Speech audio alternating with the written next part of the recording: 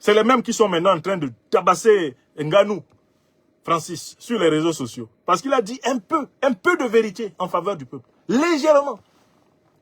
Parce que Nganou a un peu parlé la vérité. Ils sont sur lui maintenant.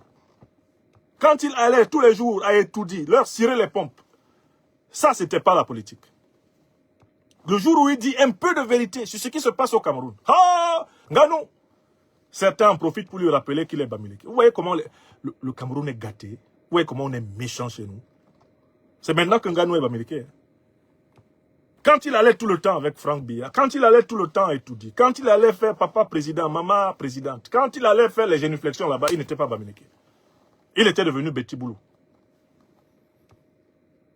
Depuis que Nganou a dit un petit commentaire, c'est-à-dire a ouvert un léger écrin sur la réalité du pays. Oh, tout le monde devient fou. Pourtant, ce qu'il a dit n'est rien à côté de ce qui se passe. C'est un euphémisme. Nganou n'a même pas décrit le malheur de notre peuple, qu'il connaît mieux. Il est bien placé pour savoir. Lui qui, pour venir en Occident, a bosa, comme on dit, est passé par les voies de la mort pour arriver en Occident. C'est un survivant. C'est un ancien mort qui est là. C'est pas la boxe, c'est pas la MMA qui a été le terrain où Nganou a encore plus nettement risqué sa vie. Il a risqué sa vie même pour arriver en Europe. Les marionnettistes et leurs marionnettes, disais-je, essoufflés au Cameroun. L'incontournable révolution progressiste populaire. Qui sont les marionnettistes? C'est la bande à Biya Paul qui a capturé l'État du Cameroun et qui gouverne cet État en utilisant le vieillard comme on utilise en effet une marionnette. Vous avez tous pris connaissance de la scène honteuse du 6 novembre 2025, lors de laquelle on voit M. Biya Paul, à l'occasion de la prestation de son soi-disant serment pour un 8e mandat, eh bien, frauduleux à la tête de la République du Cameroun, on voit M. Biya Paul ignorant le fait que celui qu'on appelle abusivement président élu, c'est lui-même. On voit M. Biya Paul incapable de se rendre compte que le soi-disant président de l'Assemblée nationale, l'invertébré Kava Yegye Djibril, est en train de lire un soi-disant serment. Et qu'une lecture de serment, selon le protocole d'État, ne peut pas se faire tant que celui qui prête serment ne se met pas debout. Afin de marquer la solennité et la verticalité de son acte.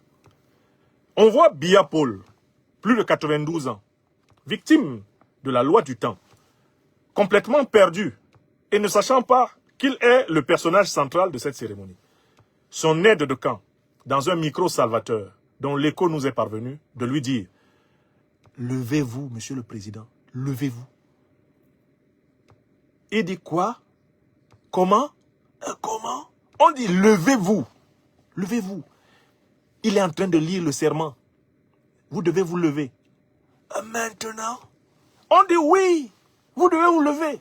Le monsieur qui est debout à votre droite, qui parle dans un gros micro comme ça, c'est de vous qu'il est en train de parler. Il dit que voici venu le moment solennel. Et il va lire le serment que vous devez répéter. Ah bon? Je dois me lever maintenant? Il dit oui, oui, monsieur le président, levez-vous, levez-vous. Donc c'est un individu complètement manipulé. C'est un individu tarabistouillé, rafistolé, rabiboché, qui est mis debout par le groupuscule d'escrocs qui l'utilise pour gouverner le Cameroun. Et ce groupuscule d'escrocs est constitué de Madame Biya, sa femme, de son fils Franck Biya, de son secrétaire général de la présidence de la République, Ferdinand Gongo, de l'ensemble des membres de ce gouvernement fantoche et des principaux commandants des forces de défense et de sécurité du Cameroun. Ce sont ces gens-là qui gouvernent le Cameroun en utilisant la photo de Biya, en utilisant son corps pratiquement momifié, et en utilisant une formule magique, ténébreuse, à savoir qu'ils agiraient sur hautes instructions du chef de l'État. Ce sont ces gens-là qui ont capturé le Cameroun. Et paradoxalement, ils tiennent en otage le vieillard.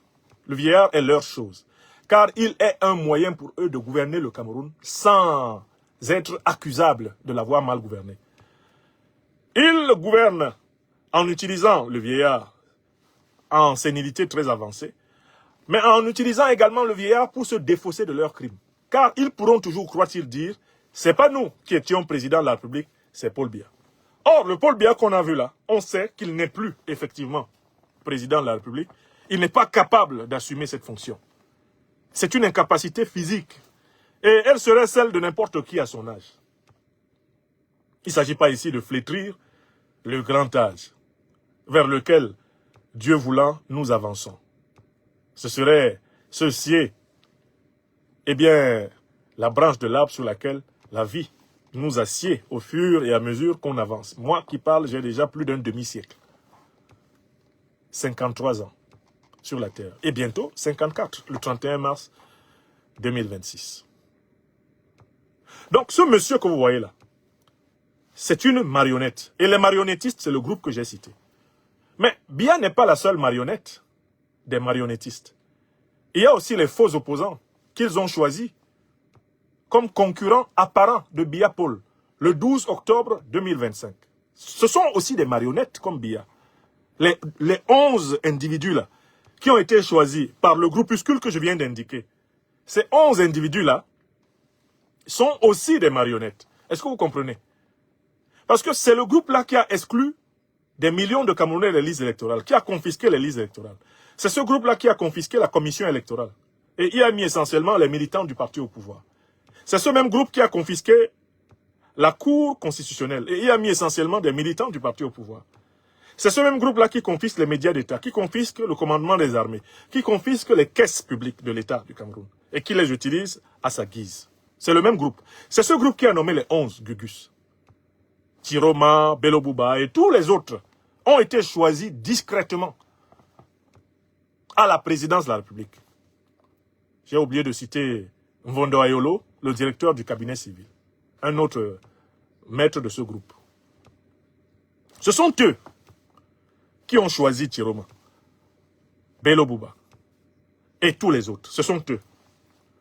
Ils les ont choisis parmi les opposants les plus soumis, les opposants les plus contrôlés, les plus contrôlables. Voilà pourquoi je rappelle aux Camerounaises et aux Camerounais, à toutes les Africaines, que les 11 personnes qui ont participé à la fausse élection, à la pseudo-élection, à la pour-élection du 12 octobre, sont les marionnettes du même système. Elles ont été choisies en conséquence. Alors, il y a une marionnette qui, en dernière date, voulait simuler la révolution, alors qu'elle en est incapable. Nous avons expliqué pourquoi. Monsieur Tiroma ne peut pas représenter la révolution au Cameroun. Pourquoi? Il a passé les premières années de sa vie de citoyenne dans le parti génocidaire de l'UNC, d'Amadou Ahidjo. C'est ce parti qui, de 1958-59 jusqu'à 1982, c'est ce parti qui a pratiqué aux côtés de l'armée coloniale française le génocide camerounais. Plus d'1 million de Camerounais ont été assassinés sous Ahidjo, avec bien sûr le commandement de l'armée néocoloniale française. Tiroma est issu des jeunesses du parti d'Ahidjo, qui a génocidé plus d'1 million de Camerounais. Et le bras droit d'Ahidjo, pendant cette période génocidaire, n'était ni plus ni moins que Paul Biya. Depuis 1961, Biya Paul était entré au cabinet d'Ahidjo. En 1975, il était nommé Premier ministre, après en avoir été secrétaire général de la présidence de la République. Tous ces gens que vous voyez là sont co-responsables du génocide camerounais, de la période 1955, mettons 1971. C'est pour ça que Tiroma ne peut pas incarner la révolution. Parce que s'il veut incarner la révolution, il doit commencer par espier le plus d'1 million de Camerounais que l'UNC, son parti d'origine, a contribué aux côtés des colons français à éliminer.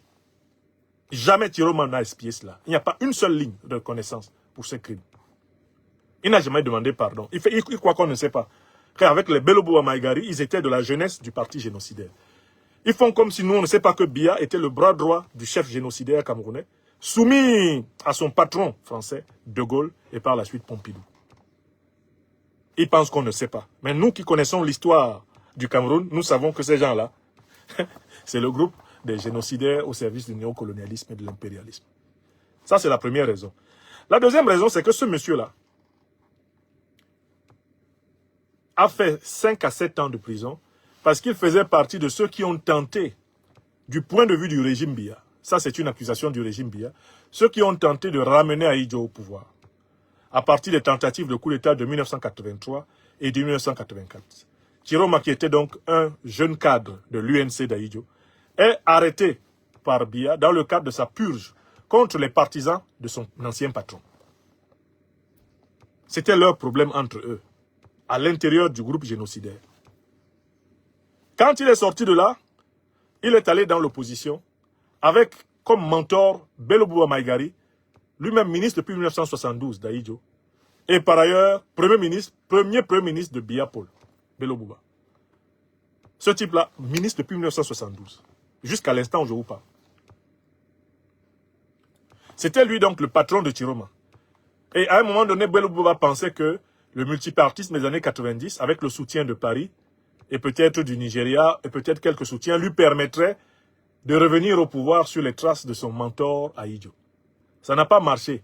Et Biya a réussi à débaucher Chiroma, qui a provoqué un schisme à l'intérieur de l'UNDP, et qui a rejoint Biya. Pour faire avec lui, à l'intérieur du pouvoir, 25 ans. 25 ans. Parmi ces 25 ans, monsieur a été pendant 15 ans le porte-parole du gouvernement camerounais. Et la plus grande chicotte médiatique contre l'opposition, c'était lui. Donc, ce type-là ne pouvait pas, ne peut pas, ne pourra jamais incarner la révolution au Cameroun. Parce que toute sa carrière politique s'est déroulée sous la couverture du néocolonialisme français, à l'ombre du parti génocidaire d'Ahidjo, et dans les bonnes grâces et au cœur du système répressif de Biya Paul, pendant une durée trop longue, pour qu'on puisse penser qu'il puisse changer. Le séjour d'un morceau de bois mort dans l'eau, dans ces conditions-là, ne peut pas le transformer non plus en crocodile. Est-ce que vous avez compris? C'est extrêmement important. Donc, on a décidé de voler la flamme de la révolution à l'opposition au Cameroun. Et pour voler la flamme de l'opposition, on a décidé de faire jouer un partisan du pouvoir, un agent du pouvoir, lui faire jouer un rôle de super opposant. On a tout fait. On a engagé Jeune Afrique, France 24, TV5. On a engagé RFI. On a engagé la BBC. On a engagé la Voix de l'Amérique. On a engagé la Deutsche Welle. On leur a demandé d'appeler Chiroma le chef de l'opposition. C'est du jamais vu dans l'histoire de l'écriture politique dans un pays. Qu'on appelle quelqu'un le chef de l'opposition. Alors même que la pseudo-élection n'avait pas encore eu lieu. On l'appelle le chef de l'opposition. Non seulement ce n'est pas un statut dans la constitutionnelle camerounaise, mais cela ne renvoie à rien de réel. La mission que le régime Biya, les marionnettistes, ont confiée à leurs marionnettes, Chiroma, c'était de voler tous les thèmes, tous les sujets, tous les mots d'ordre de l'opposition et de les tourner en ridicule. De lancer ces mots d'ordre dans les conditions les plus inefficaces pour que ces mots d'ordre soient humiliés par une non-effectivité de la mobilisation populaire. Et cela ayant pour but de provoquer une dépression mentale chez les Camerounais. Une perte encore plus profonde de leur confiance en eux-mêmes. On a chargé Chiroma de singer l'opposition radicale et de la tourner au ridicule. On a chargé Chiroma d'imiter tous les mots d'ordre de l'opposition, de jouer à l'opposant frontal à Biya. Voilà comment il a pu dire « Je ne quitterai jamais mon pays. Même mort, je vais libérer le pays. » Vous avez déjà vu quelqu'un qui libère le pays étant mort? Oh non, on a tout vu ici dehors. Ce sont les phrases du type. Hein. C'est-à-dire que, comme il était chargé de jouer à l'opposant radical, il a poussé la radicalité jusqu'à l'absurdité. Il dit qu'il va libérer le Cameroun même mort. Vous avez déjà vu un mort qui libère un pays? Un, il dit qu'il ne va pas partir de chez lui, à Garoua. De deux, il dit que même mort, il va libérer le pays.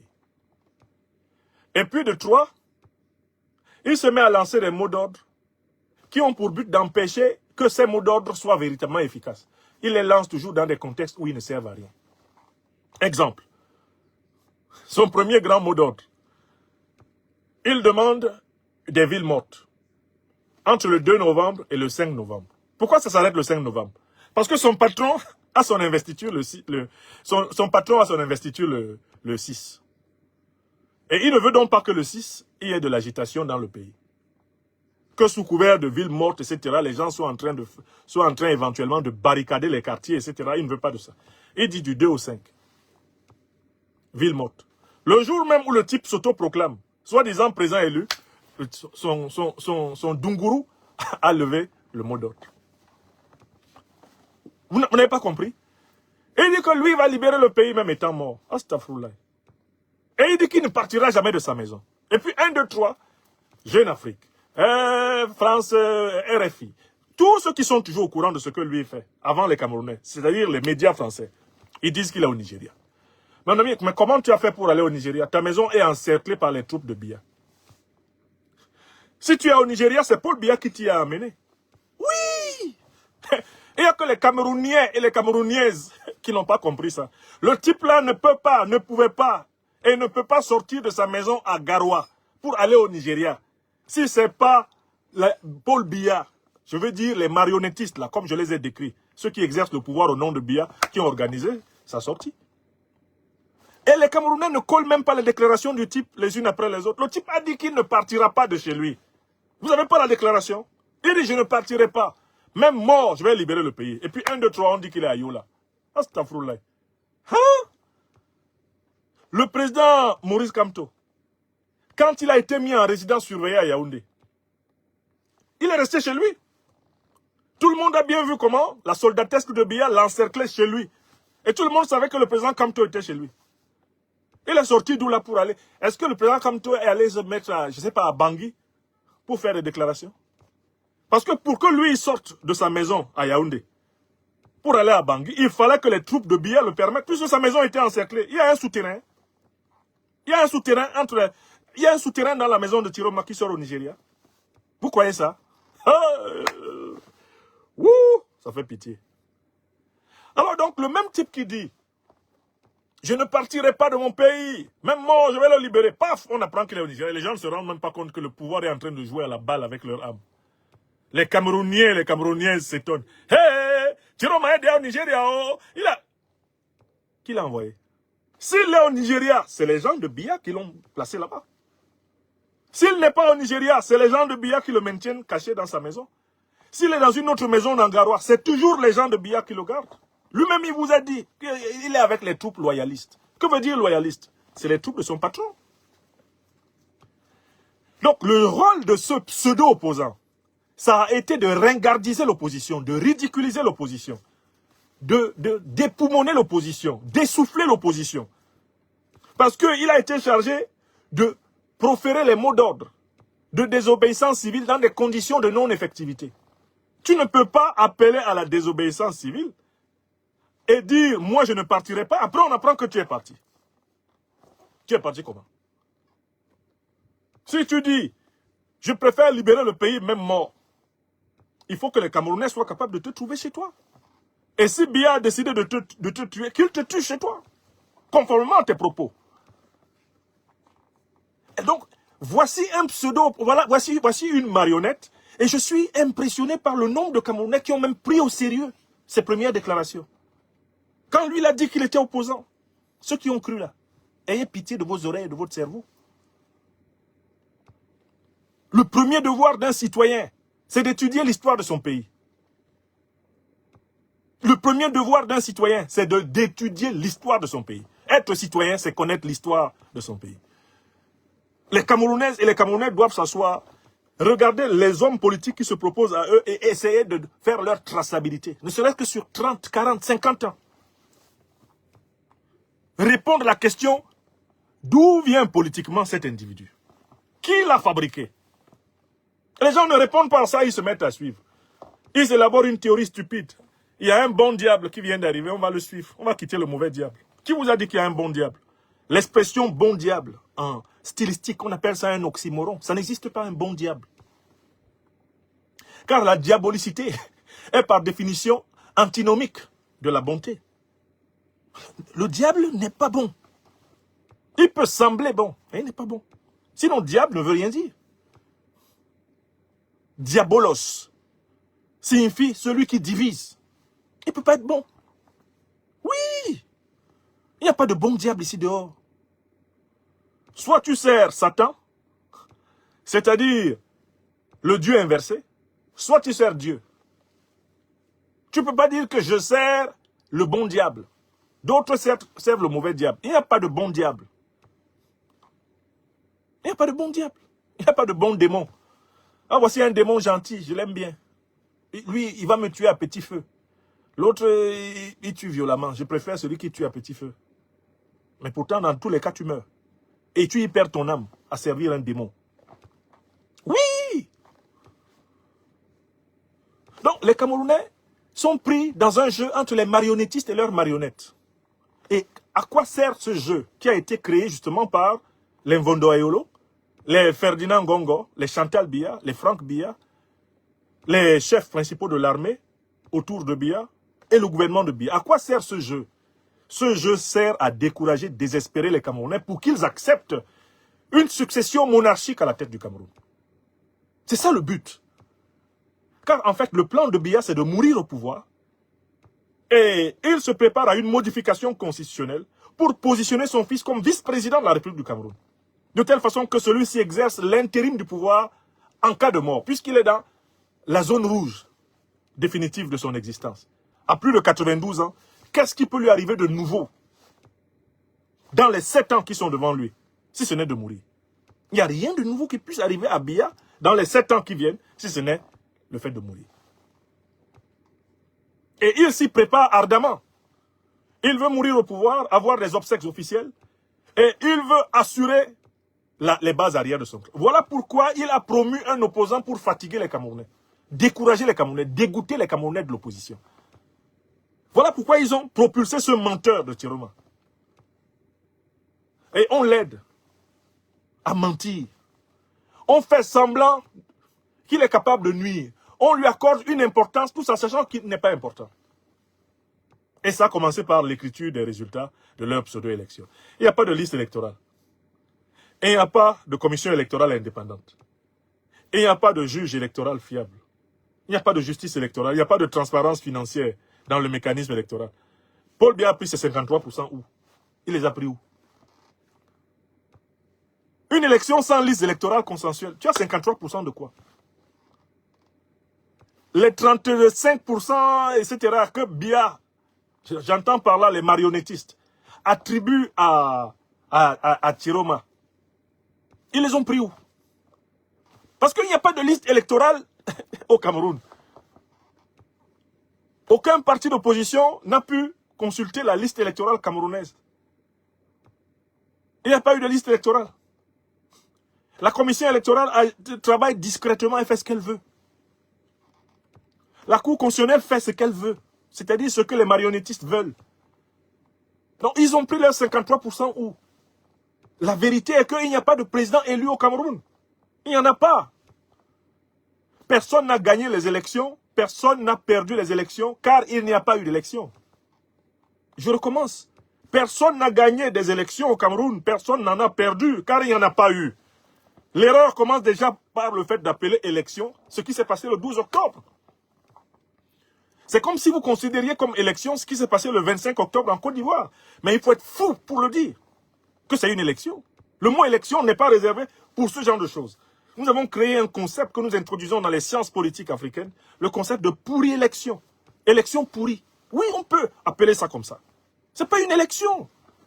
Aucune des 5 conditions minimales pour qu'une élection soit tenue n'est remplie par ces machins. Et vous appelez ça élection.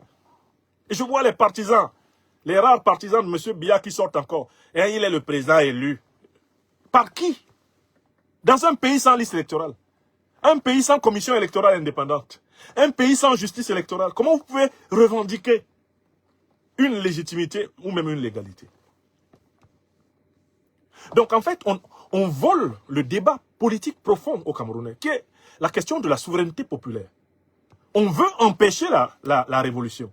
Et voilà pourquoi on suscite des faux opposants qui sont chargés de banaliser les mots d'ordre de l'opposition, qui sont chargés de désespérer les Camerounais, de déprimer les Camerounais, de faire rêver les Camerounais en vain. Il y a même des Camerounais qui ont dormi en disant demain on va voir, on ne sait pas ce que Tiroma va faire demain.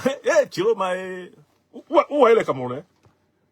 Les gens qui veulent fuir la réalité, ce sont eux qui croient en ce genre de farfelu. Ce sont eux qui croient en ce genre de manipulé. Prenez ces déclarations les unes après les autres. Rien que dans cette soi-disant période électorale. Il a dit une chose et son contraire. Je ne partirai jamais de chez moi. On apprend qu'il est parti. Ça c'est quelqu'un, ça. Il n'a pas dit qu'il ne partira pas. Est-ce que vous avez vu quelqu'un en train de forcer Chiroma à partir? Vous avez les images de Chiroma forcé à l'exil? Vous avez vu? Il dit qu'il ne partira pas. J'ai les citations, j'ai ses déclarations. Il a dit qu'il ne partira pas de chez lui. Mais il est parti pourquoi alors? S'il est parti forcé, où sont les preuves qu'il est parti forcé? S'il n'est pas parti forcé, c'est bien alors qu'il a fait sortir. Entendez par là les marionnettistes. Ce sont les marionnettistes qui l'ont fait sortir, mais lui-même c'est une marionnette. S'il est une marionnette, pourquoi vous perdez le temps aux Camerounais en le considérant comme opposant alors que c'est un figurant? C'est un joueur de théâtre. Et là maintenant, il est à court d'imagination. Qu'est-ce qu'il va encore dire? Qu'est-ce qu'il va encore dire? Ah, ultimatum, libérez les prisonniers, vous allez voir. Il a donné l'ultimatum. C'était pour se moquer, en réalité, des prisonniers politiques camerounais. Parce que c'est pas comme ça qu'il peut les libérer. C'est de l'esbrouf. Quelqu'un qui a dit « je ne partirai pas de chez moi », on dit qu'il n'est pas chez lui. Il est maintenant au Nigeria, soi-disant. Qu'il nous explique d'abord comment il est sorti. Qu'il explique aux Camerounais, il prétend vouloir être un président, soi-disant, différent de son patron. Qu'il explique aux Camerounais comment il est sorti, puisqu'il prétend qu'il est sorti. Ce que je ne crois pas. Et si Issa Chiroma Bakari n'est pas dans sa maison à Garoua, s'il n'est pas dans une maison au Cameroun, c'est parce que ses patrons, les marionnettistes de Biya, l'ont conduit ailleurs. Il ne pouvait pas sortir de sa maison sans l'autorisation du régime Biya. Impossible. Vous comprenez? Et à partir de ce fait-là, vous savez que c'est un faux type. Pour ceux d'entre vous qui n'avaient pas la culture historique, rien que les faits qui se sont déroulés, là, ces 3 derniers mois, vous savez que Chiroma est un faux type. Alors, l'autre chose qu'il faut reconnaître, c'est que dans cette période-là, où Chiroma simule le fait qu'il est un super grand opposant, dans cette période, il y a des Camerounais qui, sincèrement, ont cru en lui. Et qui ont commencé à se manifester. Mais ce que vous ne savez pas, c'est que c'est eux que le régime Biya attendait. Chiroma a servi d'hameçon, d'appât pour piéger les Camerounais.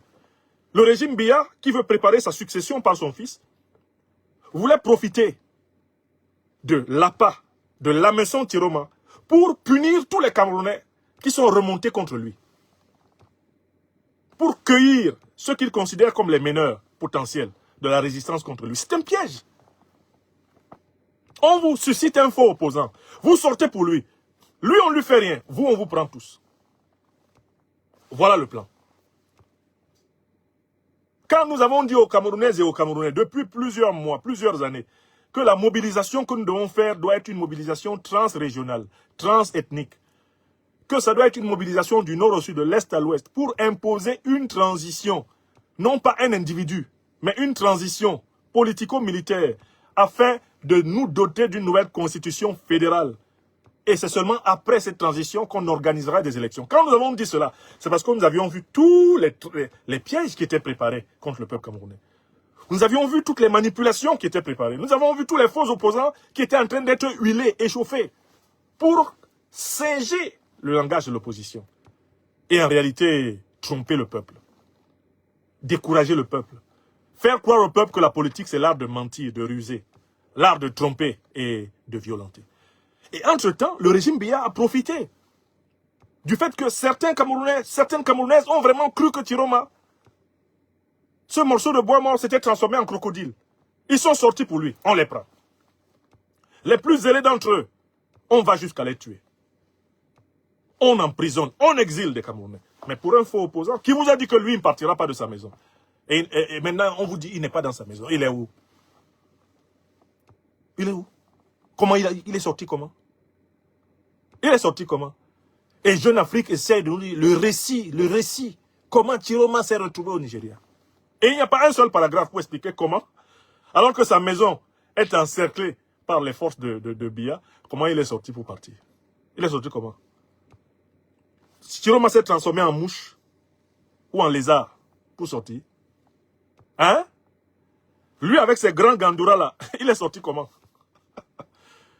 Ah, il s'est habillé en femme pour sortir. Et on ne l'a pas vu. Il s'est habillé en quoi pour sortir? Tous ceux qui entrent et sortent sont filtrés par les troupes de Biya. C'est juste incroyable.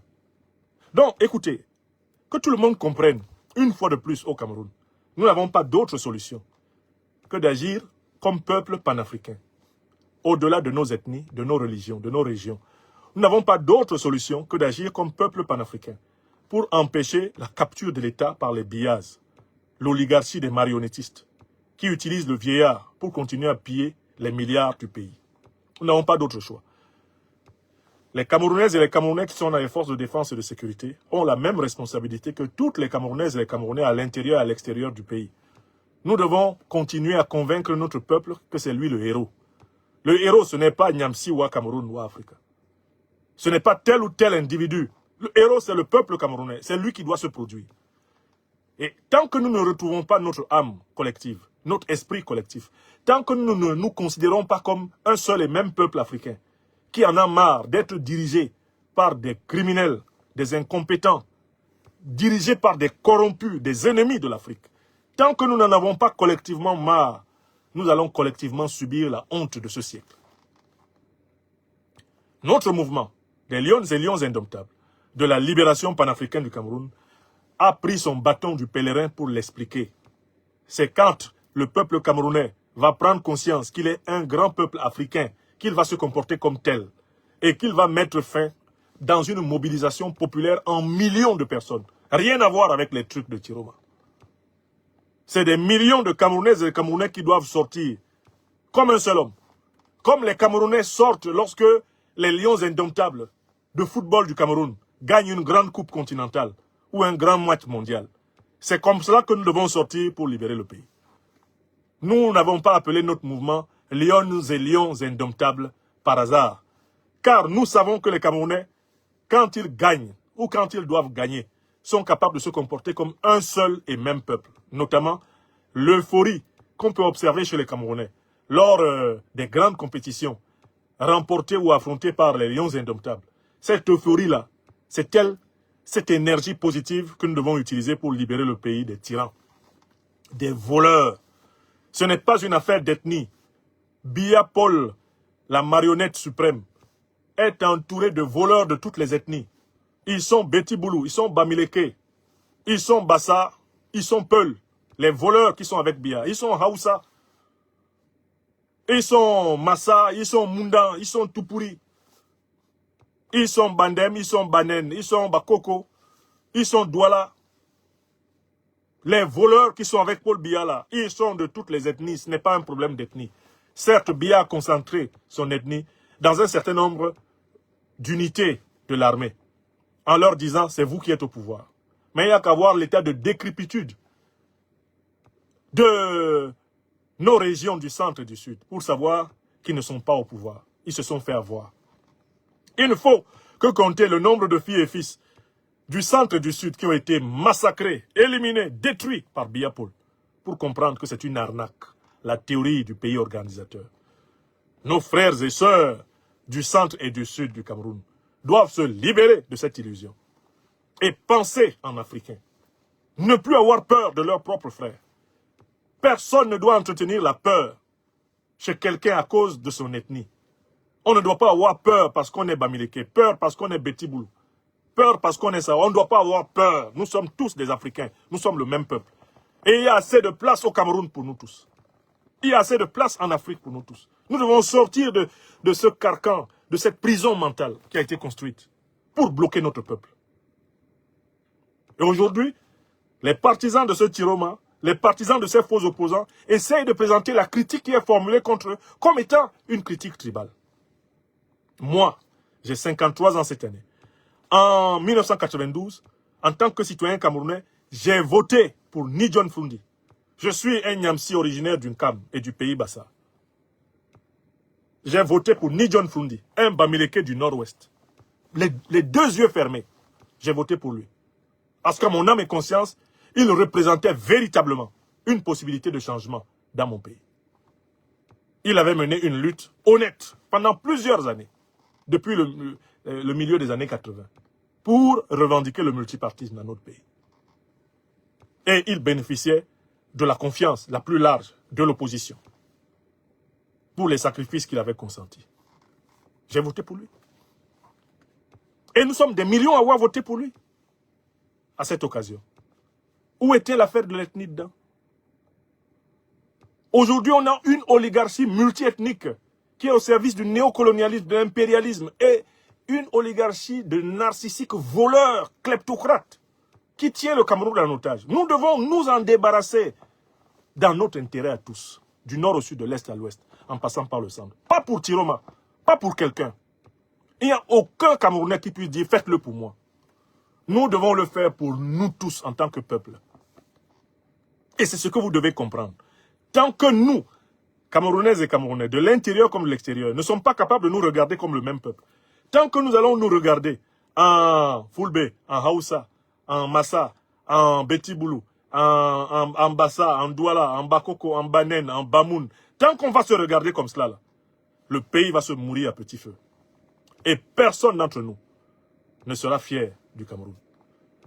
Je vois la honte que certains ressentent après la défaite de l'équipe de football du Cameroun face à la République démocratique du Congo. D'abord, le sport, l'une de ses règles à laquelle les Camerounais doivent s'habituer, c'est le fair play.